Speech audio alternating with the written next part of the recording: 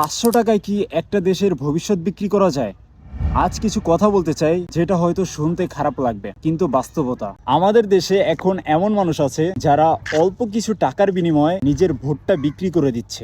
500 টাকা, 1000 টাকা একটা প্যাকেট খাবার, আর 5 বছরের অধিকার এই দামে। ভাবুন তো, আপনি আজ যে টাকাটা নিচ্ছেন সেটা হয়তো একদিনের বাজার খরচ, কিন্তু যে ভোটটা দিলেন তার ফল ভোগ করবেন 5-10 বছর। রাস্তাঘাট ভাঙা থাকবে, হাসপাতালে বেড থাকবে না, চাকরি থাকবে না, স্কুলে বই থাকবে না, দুর্নীতি, চাঁদাবাজ, লুটপাট, ধর্ষণ হবে। তখন কি সে 1000 টাকাটা কাজে আসবে?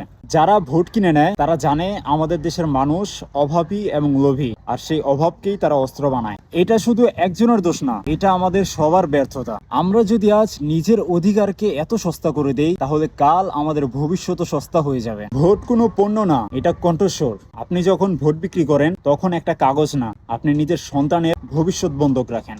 আজ যদি প্রশ্ন না করি, কাল অভিযোগ করার অধিকারও থাকবে না। ভাবুন, 1000 টাকার দাম বেশি না আপনার সম্মানের দাম বেশি?